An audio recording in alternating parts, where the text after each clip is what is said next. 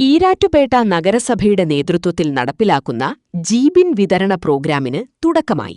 ഈരാറിനഴകായി ഈരാറ്റുപേട്ട പദ്ധതിയുടെ ഭാഗമായുള്ള സമ്പൂർണ്ണ ജൈവമാലിന്യ സംസ്കരണ പദ്ധതിയുടെ ഭാഗമായാണ് ജീബിൻ വിതരണം ചെയ്തത്. ഈരാറ്റുപേട്ട പുത്തൻപള്ളി ഇമാം BH അലി മൗലവി ഉദ്ഘാടനം ചെയ്തു. നഗരസഭാ ചെയർപേഴ്സൺ അഡ്വക്കേറ്റ് VP നാസർ മുഖ്യപ്രഭാഷണം നടത്തി. ഡിവിഷൻ കൗൺസിലർ അമീൻ പിട്ടയിൽ സ്വാഗതം പറഞ്ഞു. നഗരസഭയുടെ ശുചിത്വ പരിപാലന രംഗത്ത് വിപ്ലവകരമായ മാറ്റം ലക്ഷ്യമിടുന്ന ഒന്നാണ് മുളന്താനം ഡിവിഷനിൽ നടപ്പിലാക്കുന്ന ഈ ജൈവമാലിന്യ സംസ്കരണ പദ്ധതി. കേവലം ഉപകരണങ്ങൾ വിതരണം ചെയ്യുന്നതിലുപരി ശാസ്ത്രീയമായ മാലിന്യ പരിപാലനത്തെക്കുറിച്ച് കൃത്യമായ ബോധവൽക്കരണം നൽകുന്നു എന്നതാണ് ഇതിന്റെ ഏറ്റവും വലിയ സവിശേഷത. ഓരോ വീട്ടിലും മാലിന്യം ഉറവിടത്തിൽ തന്നെ സംസ്കരിക്കുക വഴി നഗരത്തിന്റെ പൊതുവായ ശുചിത്വം വർദ്ധിപ്പിക്കാനും അതുവഴി ആരോഗ്യകരമായ ഒരു ജീവിത പരിസരം ഒരുക്കാനും ഈ പദ്ധതി സഹായിക്കുന്നു. ആരോഗ്യകാര്യ standing committee chairperson Raina teacher, പൊതുമരാമത്ത് standing committee chairperson Thasleem Siraj, parliamentary party leader CP Basid, പ്രമുഖ പരിസ്ഥിതി പ്രവർത്തകൻ AB Emmanuel, councillor Afsal Velluparambil, വിവിധ സാമൂഹ്യ രാഷ്ട്രീയ പ്രവർത്തകർ തുടങ്ങിയവർ സന്നിഹിതരായിരുന്നു. ജീബിൻ ഉപയോഗിക്കുന്ന രീതികളെക്കുറിച്ച് ഡെമോൺസ്ട്രേഷനും നടത്തി. സാധാരണ രീതിയിലൊരു നഗരസഭ അധ്യക്ഷൻ അല്ലെങ്കിൽ കൗൺസിലർമാർ ഇത്തരം കാര്യങ്ങളൊന്നും വളരെ വലിയ പ്രാധാന്യമൊന്നും എടുക്കാറില്ല. ഇത് കാരണം ഇത് റിസ്ക്കുള്ള പരിപാടിയാണ്. നേരത്തെ ഇവിടെ കൗൺസിൽ സൂചിപ്പിച്ചതുപോലെ ഇത് റിസ്ക്കുള്ള പരിപാടിയാണ്. കാരണം നിയമം കൊണ്ട് മാത്രം മാറ്റിയെടുക്കാൻ കഴിയുന്ന ഒന്നല്ല ഇത്. കേവലം പിഴയിട്ടതുകൊണ്ടൊന്നും മാറ്റിയെടുക്കാൻ കഴിയില്ല. മനുഷ്യൻ്റെ ആറ്റിറ്റ്യൂഡ് മാറിയാലേ ഇത് മാറുള്ളൂ. അപ്പോൾ ആറ്റിറ്റ്യൂഡ് മാറ്റിയെടുക്കുക എന്നുള്ളത് വലിയ പ്രയാസപ്പെട്ടൊരു പരിപാടിയാണ്. അതാണ് ഞങ്ങളൊക്കെ ചെയ്തുകൊണ്ടിരിക്കുന്നത് തന്നെ. നമ്മൾ പറയാറുള്ള ഒരു എക്സ്ക്യൂസ് ഉണ്ട്. ഈരാറ്റുപേട്ട നഗരസഭ 47,000 ജനങ്ങൾ താമസിക്കുന്ന 7.5 കിലോമീറ്റർ ചുറ്റളവിലുള്ള ഒരു ചെറിയ പ്രദേശമാണെന്നാണ് പറയുക. അതുകൊണ്ടാണ് ഇങ്ങനെയെന്നാ ഞാൻ പറയട്ടെ. ലോകത്ത് 2020 ലോകത്തെ ഏറ്റവും വൃത്തിയുള്ള നഗരത്തിൻ്റെ അവാർഡ് ഏറ്റുവാങ്ങിയത് വേൾഡ് ഹെൽത്ത് ഓർഗനൈസേഷനിൽ നിന്നും ഏറ്റുവാങ്ങിയത് സൗദി അറേബ്യയുടെ ആരോഗ്യമന്ത്രിയാണ്. അതിന് കാരണം ലോകത്തെ ഏറ്റവും വൃത്തിയുള്ള നഗരമായി 2020 തിരഞ്ഞെടുത്തത് മദീനയാണ്. ഏറ്റവും വൃത്തിയുള്ള നഗരവും ഏറ്റവും ആരോഗ്യമുള്ള നഗരവുമായി തിരഞ്ഞെടുത്ത് WHO നിന്നും സൗദി ആരോഗ്യമന്ത്രി അതിൻ്റെ ആ അവാർഡ് ഏറ്റുവാങ്ങുന്നുണ്ട്. മദീന 293 ചതുരശ്ര കിലോമീറ്ററാണ് മദീനയുടെ വിസ്തൃതി. അവിടുത്തെ ജനസംഖ്യ 21 ലക്ഷമാണ്. നമ്മൾ ആലോചിച്ച് നോക്ക്. വൃത്തി ശരീരശുദ്ധി പോലെ പ്രധാനമാണ് പരിസരശുദ്ധി എന്ന് തീരുമാനിച്ചാൽ നാം ദിവസവും കുളിക്കും പോലെ തന്നെ നമ്മുടെ നഗരത്തെ, നമ്മുടെ നാടിനെ വൃത്തിയായി സൂക്ഷിക്കാൻ നമുക്ക് കഴിയും. ആ ഒരു ചിന്താഗതി നമുക്ക് ഉണ്ടാക്കണം. അതോടൊപ്പം തന്നെ നമ്മെ സംബന്ധിച്ചിടത്തോളം ഇവിടെ ഇരിക്കുന്ന ഭൂരിഭാഗം ആളും ഞാൻ മനസ്സിലാക്കുന്നത് ഒരു മതവിശ്വാസികളാണ്. ഈ മതത്തിൻ്റെ ഒരു പ്രമേയമെന്ന് പറയുന്നത് വൃത്തി വിശ്വാസത്തിൻ്റെ പകുതിയാണെന്നാണ്. ഒരാൾ മുസ്ലിമായി തീരണമെങ്കിൽ അയാളിൽ പകുതി ഉണ്ടാകേണ്ടത് വൃത്തിയാണ്, ബാക്കി പകുതിയാണ് ആരാധന എന്ന് പറയുന്നത്. അതുകൊണ്ടാണ് ഇസ്ലാമിലെ എല്ലാ ആരാധനകൾക്കും വൃത്തി വളരെ പ്രധാനമാണ്. ഒളു ചെയ്യണം, കുളിക്കണം. ആ കുളിക്കാനും ഒളു ചെയ്യാനും കൃത്യമായി വെള്ളം ഏത് വേണമെന്ന് നിശ്ചയിച്ചിട്ടുണ്ട്. തഹൂർ, ത്വാഹിർ, നജിസ് എന്ന് വെള്ളത്തെ 3ആയി തരംതിരിച്ച് നമ്മൾ പഠിപ്പിക്കപ്പെട്ടിട്ടുണ്ട്. തഹൂറായ വെള്ളം, സ്വയം ശുദ്ധിയുള്ള, മറ്റുള്ളതിനെ ശുദ്ധീകരിക്കാൻ കഴിയുന്ന വെള്ളമാണ് തഹൂർ എന്ന് പറഞ്ഞാൽ. ആ വെള്ളം കൊണ്ട് മാത്രമേ വിശ്വാസി കുളിക്കാൻ പാടുള്ളൂ, ഒളു ചെയ്യാൻ പാടുള്ളൂ, ആ വെള്ളമേ കുടിക്കാൻ പാടുള്ളൂ. ഇത്ര നിഷ്കർഷത വെള്ളം കുടിക്കുന്ന വിഷയത്തിൽ ഈ മതം പഠിപ്പിച്ചിട്ടുണ്ട്. പ്രവാചക തിരുമേനി മദീനയിൽ വെള്ളം വളരെ ദൗർലഭ്യമായിരുന്ന ഒരു കാലഘട്ടത്തിലും ഒരു പ്രദേശത്തുമാണ് ജീവിച്ചത്. അവിടെ തോടുകളില്ല, ആറുകളില്ല, കുളങ്ങളില്ല, പരിമിതമാണ്. എന്നിട്ട് പോലും പ്രവാചകന് വേണ്ടിയും അനുയായികൾക്ക് വേണ്ടി വെള്ളം കൊണ്ടുവരാൻ വേണ്ടി 2 കിലോമീറ്റർ സഞ്ചരിച്ചിരുന്നു എന്ന ശുദ്ധവെള്ളത്തിന് വേണ്ടി. മദീനയുടെ പരിസര പ്രദേശങ്ങളിൽ തണ്ണീർ പന്തലുകളുണ്ട്. അവിടെയാണ് ശുദ്ധവെള്ളം കിട്ടുക. അവിടം വരെ പോകണമെങ്കിൽ 2 ദിവസം യാത്ര ചെയ്യണം. 2 ദിവസം. ഈ 2 ദിവസം യാത്ര ചെയ്ത് ശുദ്ധവെള്ളം ശേഖരിച്ചു കൊണ്ടുവന്നാണ് അവർ കുടിച്ചിരുന്നത്. അതുകൊണ്ടാണ് മദീനയിൽ ആശുപത്രി ഉണ്ടായിരുന്നില്ല. മദീനയിൽ ഒരു ആശുപത്രി ഷാമിൽ നിന്ന് വന്ന ഒരു ഡോക്ടർ തുടങ്ങി, ഒരു ചെറിയ ക്ലിനിക്ക് തുടങ്ങി. ഏതാനും ദിവസം കഴിഞ്ഞപ്പോൾ അദ്ദേഹം അത് പൂട്ടിപ്പോകുന്നുണ്ട്. അദ്ദേഹത്തോട് ചോദിച്ചു പ്രവാചകൻ, എന്തേ ഞങ്ങളുടെ നാട്ടിലൊരു സ്ഥാപനം തുടങ്ങിയിട്ട് ഒരു ആശുപത്രി തുടങ്ങി നിർത്തിപ്പോകുന്നത് എന്താണെന്ന് വെച്ചാൽ അദ്ദേഹം പറഞ്ഞത് ഇവിടെ ആശുപത്രി വിജയിക്കില്ല എന്നാണ്. കാരണം അവർക്ക് ശരീരശുദ്ധി ഉണ്ടായിരുന്നു, മനസ്സിൻ്റെ ശുദ്ധി ഉണ്ടായിരുന്നു, അതിലുപരിയായി പരിസര ശുചിത്വം ഉണ്ടായിരുന്നു. അവരാരും ആ നാടിനെ വൃത്തികേടാക്കിയിട്ടില്ല. മാലിന്യങ്ങൾ വലിച്ചെറിയുന്നത് കുറ്റകരമാണെന്നും അത് പടച്ചതമ്പുരാൻ്റെ കോപത്തിന് ഇരയാകുന്ന ഒരു തെറ്റാണെന്നും പഠിപ്പിച്ച മതമാണ് ഇസ്ലാം. ഒരു ഹദീസ് മാത്രം ഞാൻ പറയാം പരിമിതമായ സമയത്തിനുള്ളിൽ. മനുഷ്യരുടെ മുഴുവനും ശാപമേൽക്കുന്ന 3 കാര്യങ്ങൾ നിങ്ങൾ സൂക്ഷിക്കണമെന്ന് പ്രവാചകൻ പറഞ്ഞു. അൽ ബറാസുഫിൽ മവാരിദി, വെള്ളമൊഴുകുന്ന സ്ഥലത്തേക്ക് മാലിന്യം വലിച്ചെറിയുക. ഒന്നാമത്തെ കാര്യം, വെള്ളമൊഴുകുന്ന ആറ്റിലേക്കും തോട്ടിലേക്കും മാലിന്യം വലിച്ചെറിയൽ.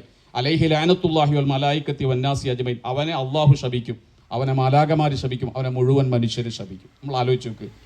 അതുകൊണ്ട് ഇസ്ലാം എന്ന് പറയുന്നത് നേരിട്ട് ദൈവത്തെ തൃപ്തിപ്പെടുത്താൻ കഴിയുന്നൊരു മതമല്ല, മനുഷ്യരിലൂടെ ദൈവത്തിലേക്ക്. ഇതാണ് ഇസ്ലാമിൻ്റെ പ്രമേയം. നേരിട്ടൊരു ആരാധനയും പടച്ചോൻ സ്വീകരിക്കില്ല. നിങ്ങൾ മനുഷ്യരെ തൃപ്തിപ്പെടുത്തുക, മനുഷ്യരെ തൃപ്തിപ്പെടുത്തിയിട്ട് പടച്ചോനിലേക്ക് വരിക. അപ്പോൾ മനുഷ്യൻ്റെ മുഴുവന് ശാപം കിട്ടുന്ന ഈ ഒരു പരിപാടി നമ്മൾ ചെയ്തിട്ട് എന്ത് നമസ്കാരം, എന്ത് നോമ്പ്, ഇതുകൊണ്ട് എന്ത് നേടാനാണ്? ചാറ്റിലേക്ക് മാലിന്യം എറിഞ്ഞാൽ, മാലിന്യം കൊണ്ട് മനുഷ്യനെ, അയൽവാസികളെ ബുദ്ധിമുട്ടിച്ചാൽ, അതുകൊണ്ട് പരിസരവാസികൾക്ക് പ്രയാസം നേരിട്ടാൽ അവരുടെ ശാപം ലഭിക്കും. അത് ദൈവകോപം ഉണ്ടാകുന്നൊരു കാരണമായി തീരും. അത് പരലോകം നഷ്ടപ്പെടുത്തും. ഇവിടെ മാത്രമല്ല, ഇവിടെയും തിരിച്ചടി ഉണ്ടാവും. അള്ളാഹു പറയുന്നുണ്ടല്ലോ, ഈ കടലിനെയും കരയെയും മലിനപ്പെടുത്തിയത് മനുഷ്യനാണ്. ഞാൻ ആകാശത്തുനിന്ന് ശുദ്ധമായ വെള്ളമാണ് ഇറക്കിയത്, അനുഗ്രഹീതമായ വെള്ളമാണ് ഞാൻ ഇറക്കിയത്. ആരാണ് ഈ വെള്ളത്തെ മലിനപ്പെടുത്തിയത്? നമ്മൾ തന്നെയാണ്. മനുഷ്യന് മാത്രമേ ഇത് ചെയ്യാൻ കഴിയുള്ളൂ. ഒരു മൃഗത്തിനും ഈ പരിസ്ഥിതിയെ ചൂഷണം ചെയ്യാൻ കഴിയില്ല. ഇന്നേ വരെ ചരിത്രത്തിൽ ഒരു മൃഗം, ഒരു ഉറുമ്പ് പോലും പരിസ്ഥിതിയെ ചൂഷണം ചെയ്തിട്ടില്ല. പരിസ്ഥിതിക്ക് വിരുദ്ധമായി പരിസ്ഥിതിയെ ചൂഷണം ചെയ്തത് മനുഷ്യൻ മാത്രമാണ്, ഒരു മൃഗവും ചെയ്യൂല. അതുകൊണ്ടാണ് ഖുർആൻ പറഞ്ഞത്, ഇങ്ങനെയുള്ള മനുഷ്യർ മൃഗങ്ങളെക്കാൾ മോശമാണെന്നാണ് ഖുർആൻ പറയുന്നത്. ഇതൊക്കെ ഈ പരിശുദ്ധ ഖുർആനിലുണ്ട്. 780 സ്ഥലത്താണ് പരിസ്ഥിതിയെക്കുറിച്ച് ഖുർആൻ പറഞ്ഞത്. 500 പേജേ ഖുർആനിലുള്ളൂ. ഖുർആൻ വായിച്ചാൽ തോന്നും ഖുർആൻ ഒരു പരിസ്ഥിതി ഗ്രന്ഥമാണെന്ന് തോന്നിപ്പോകും. ഭൂമി എന്ന് ഖുർആൻ പ്രയോഗിച്ചത് 460 സ്ഥലത്താണ് 500 പേജുള്ള ഖുർആനിൽ. അപ്പോൾ ഈ മതഗ്രന്ഥം എത്ര പ്രാധാന്യം ഈ വിഷയത്തിന് നൽകിയിട്ടുണ്ട്. പക്ഷെ നമ്മളെന്തേ കേവലം നിസ്കാരത്തിലും നോമ്പിലുമായി നമ്മുടെ ഇത് ചുരുങ്ങിപ്പോയത്? അതുകൊണ്ട് ഖുർആൻ കുറച്ചുകൂടി നന്നായി പഠിക്കുക, പരിസ്ഥിതിയെ നമ്മൾ പരിസ്ഥിതി സൗഹൃദമായി ജീവിക്കുക. ഇന്ന് ഈരാറ്റുപേട്ട നഗരസഭയിലെ മാലിന്യ നിർമ്മാർജ്ജനവുമായി ബന്ധപ്പെട്ടുള്ള ഒരു സമഗ്രമായ പ്രവർത്തനത്തിൻ്റെ തുടക്കമാണ് ഇവിടെ കുറിച്ചത്. ഞാൻ എൻ്റെ സംസാരം 5 മിനിറ്റ് കൊണ്ട് അവസാനിപ്പിച്ചോളാം. കാരണം അമീൻ സൂചിപ്പിച്ചതുപോലെ അലി ഉസ്താദിൻ്റെ സംസാരത്തിനപ്പുറം ആർക്കും ഒന്നും പറയാനില്ല. എല്ലാ കാര്യങ്ങളും അദ്ദേഹം ഇവിടെ വിശദീകരിച്ചു കഴിഞ്ഞു. അങ്ങനെ കുറച്ച് നാളുകൾക്ക് മുമ്പ് ഇവിടെ നഗരസഭയുടെ എല്ലാ വാർഡുകളിലും നടത്താൻ പോകുന്ന പ്രവർത്തനങ്ങളുടെ തുടക്കം എന്ന നിലയിൽ മുളന്താനം വാർഡ് അത് ഞാൻ ഏറ്റെടുത്തുകൊള്ളാമെന്ന് പ്രിയപ്പെട്ട ഈ വാർഡിൻ്റെ നിങ്ങളുടെ പ്രിയപ്പെട്ട കൗൺസിലർ അമീൻ അദ്ദേഹം നമ്മളോട് വാക്ക് തന്നതിൻ്റെ പേരിൽ അത് നമുക്കതിൻ്റെ റിസൾട്ട് കിട്ടണമെന്നുള്ളൊരു നിർബന്ധ ബുദ്ധി ചെയർമാൻ എന്ന നിലയിൽ എനിക്കുണ്ടായിരുന്നു. അതുകൊണ്ട് തന്നെ തീർച്ചയായിട്ടും വാർഡിൽ സജീവമായി നിൽക്കുന്ന ഒരു ജനപ്രതിനിധി എന്ന നിലയിൽ അമീൻ്റെ വാക്കുകൾ നമ്മൾ കേട്ടു. അങ്ങനെ നിങ്ങൾക്കറിയാം, ഇടയ്ക്ക് നോമ്പ് കാലം വന്നു, തെരഞ്ഞെടുപ്പ് വന്നു. ആ പ്രതിസന്ധികളൊക്കെ അതിജീവിച്ചുകൊണ്ട് കൃത്യമായി സർവേ നടത്തി ഏതൊക്കെ വീടുകളിൽ മാലിന്യ സംസ്കരണ സംവിധാനങ്ങളുണ്ട്, ഏതൊക്കെ വീടുകളിൽ മാലിന്യ സംസ്കരണ സംവിധാനങ്ങളില്ല, ഏതെല്ലാം വീടുകളിൽ ഹരിതകർമ്മസേനയുമായി സഹകരിക്കുന്നുണ്ട്, ഏതെല്ലാം വീടുകളിൽ ഹരിതകർമ്മസേന അംഗങ്ങളോട് സഹകരിക്കാതിരിക്കുന്നു എന്നുള്ള കൃത്യമായ ഒരു സർവേ ഇവിടെ പൂർത്തീകരിച്ചിരിക്കുകയാണ്. ആ സർവേയിൽ പങ്കെടുത്തത് പ്രിയപ്പെട്ട കൗൺസിലർ അമീൻ്റെ നേതൃത്വത്തിൽ ആരോഗ്യ വിഭാഗം ജീവനക്കാർ, ഈ വാർഡിലെ ഹരിതകർമ്മ സേനയുടെ ഉത്തരവാദിത്തപ്പെട്ട സേനാംഗങ്ങൾ അടക്കമുള്ള ആളുകളാണ് ആ സർവേ പൂർത്തീകരിച്ചത്. നിലച്ചു പോകുന്നത് അതിന് ഒരു എൻഡ് വരുത്തിക്കൊണ്ട് കൃത്യമായ പ്രോപ്പർ ചാനലിൽ ഇതെങ്ങനെ കൃത്യമായി ഉപയോഗിക്കാം. ഞാൻ ഈ യൂണിറ്റ് നഗരസഭയിൽ വന്നപ്പോൾ തന്നെ അതിൻ്റെ ഒരു സാമ്പിൾ ഞാൻ എടുത്തോണ്ട് എൻ്റെ വീട്ടിൽ കൊണ്ടുപോയി. എൻ്റെ വീട്ടിൽ കൊണ്ടുപോയി കഴിഞ്ഞാൽ 1 മാസവും 10 ദിവസവുമായി കൃത്യമായി അത് ഉപയോഗിച്ച് വരികയാണ്. ഇപ്പോൾ 1 മാസമായിട്ട് പോലും അതിൽ 3 ലെയറിലുള്ള 3 തട്ടായിട്ടുള്ള ആ യൂണിറ്റിൻ്റെ ഒരു തട്ട് നിറഞ്ഞിട്ടില്ല. മനസ്സിലായില്ലേ? അപ്പോൾ നമ്മൾ അതിന് കൃത്യമായ ഉപയോഗങ്ങൾ പറഞ്ഞു തരും. ഏതാണ്ട് 3-4 മാസം ആ ഒരു യൂണിറ്റ് ഉപയോഗിക്കാൻ പറ്റും. അപ്പോഴത്തേക്കും ഏറ്റവും അടിയിലെ തട്ട് വളമായി മാറും. നമ്മുടെ ചുറ്റുവട്ടത്തുള്ള എത്രയോ മരങ്ങളുണ്ട്, നമുക്ക് ആ മരത്തിന് ചവിട്ടിക്കൊണ്ടാം, പിന്നെ യാതൊരു സ്മെല്ലോ കാര്യങ്ങളോ ഒന്നുമില്ല. ഞാൻ പറഞ്ഞു വന്നത് ആ ഒരു വർക്ക് ഇവിടെ പൂർത്തീകരിക്കുകയാണ്. എനിക്ക് നിങ്ങളോട് പറയാനുള്ളത്, ദയവ് ചെയ്ത് ഈ ഒരു യൂണിറ്റിന് 4000 അധികം രൂപയുണ്ട്. ഇത് സർക്കാരിൻ്റെ പണമാണ്. നമ്മൾ നികുതി അടയ്ക്കുന്ന പൈസ കൊണ്ട് ഗവൺമെൻറ്റിൻ്റെ ഈ സംവിധാനത്തിലൂടെ വിതരണം ചെയ്യുന്ന സംവിധാനങ്ങളാണ്. ഇത് പ്രോപ്പറായി ഉപയോഗിക്കുക എന്നുള്ളതാണ് ഏറ്റവും പ്രധാനം. നഗരസഭ തന്നു, വീട്ടിൽ കൊണ്ടുവച്ചു, അതല്ല. വാർഡ് അടുത്തത് 17-ാം വാർഡ് എൻ്റെ വാർഡ്. പിന്നെ തെക്കേക്കരയിലെ ജസ്റ്റ് അടുത്ത തിങ്കളാഴ്ച മുതൽ അടുത്ത സർവേ ആരംഭിക്കുകയാണ്. എന്ന് വെച്ചാൽ ഈരാറ്റുപേട്ട നഗരസഭയിൽ ഇവിടെ ബഹുമാനപ്പെട്ട ഉസ്താദ് പറഞ്ഞതുപോലെ 1 വർഷം എന്നല്ല, വരുന്ന 6 മാസത്തിനുള്ളിൽ സമ്പൂർണ്ണ മാലിന്യ സംസ്കരണ കേന്ദ്രമാക്കി ഈരാറ്റുപേട്ട മാറ്റാൻ പോവുകയാണ്. പൂർത്തമായ ഒരാശയ അവതരണമാണ് ഉസ്താദ് നടത്തിയത്. ഇനി കൂടുതൽ വേദികളിൽ ഞാൻ അതിനായ ഉസ്താദിനെ കൂട്ടിക്കൊണ്ടു പോകാൻ അദ്ദേഹത്തിൻ്റെ സമയപരിമിതി അനുവദിക്കുമെങ്കിൽ വരണമെന്ന് ഞാൻ സ്നേഹത്തോടെ അഭ്യർത്ഥിക്കുകയാണ്. അതിനപ്പുറമൊന്നുമില്ല. നമ്മൾ അതിനെ സ്നേഹത്തോടെ സ്വീകരിച്ചാൽ മതി. ഈരാറ്റുപേട്ടയിൽ വലിയ മാറ്റങ്ങൾ ഉണ്ടാവുമെന്ന് എനിക്ക് ഉറപ്പുണ്ടായിരുന്നു. കാരണം എൻ്റെ പ്രിയ സുഹൃത്ത് ഇത്തരം കാര്യങ്ങളെല്ലാം ദീർഘകാലമായി വീക്ഷിച്ചുകൊണ്ടിരിക്കുന്ന, അപ്പോൾ അദ്ദേഹത്തിന് അത് ചെയ്യാനുള്ള ഒരു അവസരം, അധികാരത്തിൻ്റെ ഒരു പിൻബലവും സുഹൃത്ത് ബലവും കൗൺസിലർമാരുടെ പിന്തുണയും എല്ലാം കൂടി ചേരുമ്പോൾ, ആദ്യം ആ ചടങ്ങിന് ഞാൻ ഇവിടെ വരുമ്പോൾ ഇത്തരം ഒരുപാട് ചടങ്ങുകളിൽ ഞാൻ പങ്കെടുത്തിട്ടുണ്ട്. പക്ഷെ എനിക്ക് അന്ന് അറിയാമായിരുന്നു ഇതിന് തുടർച്ചയുണ്ടാവും. ഇന്ന് രണ്ടാമത് ഇവിടെ വന്നിരിക്കുമ്പോഴാണ് ഇത്തരം പ്രവർത്തനങ്ങൾ അർത്ഥവത്താവുന്നത്. കാരണം നിങ്ങൾ ഇതിനെ ഗൗരവത്തോടെ എടുത്തു. മാലിന്യ നിർമ്മാർജ്ജനത്തിൻ്റെ മുളന്താനം മാതൃക ലോകം ശ്രദ്ധിക്കട്ടെ. പ്രിയപ്പെട്ട അമീനെ ഞാൻ അഭിനന്ദിക്കുന്നു. അന്നും ഞാൻ ശ്രദ്ധിച്ചിരുന്നു അദ്ദേഹത്തിൻ്റെ ഇച്ഛാശക്തി. ആളുകളെ ചേർത്ത് നിർത്താനും അവരോട് കലഹിക്കാതെ സൗമ്യമായി ഇത്തരം കാര്യങ്ങൾ ചെയ്യാൻ പരിശീലിപ്പിക്കാനും പ്രാപ്തിയുള്ള ഒരാൾക്ക് ഇത് മുന്നോട്ട് കൊണ്ടുപോകാൻ കഴിയും. അത് അമീനിൽ ആ ഗുണമേന്മ ഉണ്ടായിരുന്നു. അതുകൊണ്ടാണ് നിങ്ങളെ ഇത് ചേർത്ത് നിർത്തിയത്. ആദരണീയനായ ചെയർമാൻ പറഞ്ഞതുപോലെ നമുക്ക് പ്രധാനമായി ഇപ്പോൾ ഈ പ്രോഗ്രാമിൻ്റെ തുടർച്ച എന്നുള്ളത് ശ്രദ്ധിക്കേണ്ടത് ഇതിൻ്റെ ക്ഷമത ഉറപ്പാക്കുക എന്നുള്ളതാണ്.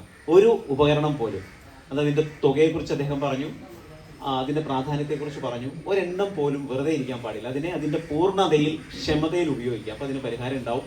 മറ്റൊന്നുകൂടി ഞാൻ പറയുന്നു, ഈ മാലിന്യ നിർമ്മാർജ്ജനത്തിൻ്റെ മുളന്താനം മാതൃക രാജ്യം ശ്രദ്ധിക്കാൻ പോകുന്നു എന്നുറപ്പ് മനസ്സിൽ കരുതിക്കൊണ്ട് ഇനി കുഞ്ഞു മാലിന്യ നിർമ്മാർജ്ജന സംവിധാനങ്ങളെ എനിക്കെങ്ങനെ, ആ നിർദ്ദേശങ്ങൾ നിങ്ങൾ മുനിസിപ്പാലിറ്റിക്ക് കൊടുക്കുക. നിങ്ങളുടെ വീട്ടിൽ ആ മാതൃകകൾ ഉണ്ടാക്കിയെടുക്കുക. കുട്ടികളെ കൊണ്ട് മാതൃകകൾ ഉണ്ടാക്കിയെടുക്കുക. വീട്ടിൽ വരുന്ന ചെറുമാലിന്യങ്ങളെ കഴുകി വൃത്തിയാക്കി നല്ല അഴകുള്ള ഇൻസ്റ്റലേഷനുകൾ, അഴകുള്ള സാധനങ്ങൾ ഉണ്ടാക്കാൻ പഠിപ്പിക്കുക.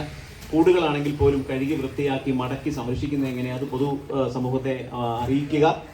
അങ്ങനെ നമുക്ക് ഞാൻ ഉറപ്പായും കൂടെ ഉണ്ടാവും. രാവിലെ വലിയൊരു ആത്മീയ പ്രവർത്തനത്തിൽ കൂടി പങ്കാളിയായിട്ടാണ് ഞാൻ വന്നത്. രാവിലെ 7:30 മറ്റൊന്ന് ഇതിൻ്റെ സമയം ക്ലിപ്തത ഇനിയുള്ള ദിവസങ്ങളിൽ ഞാൻ കൂടുതൽ ശ്രദ്ധിച്ചോളാം.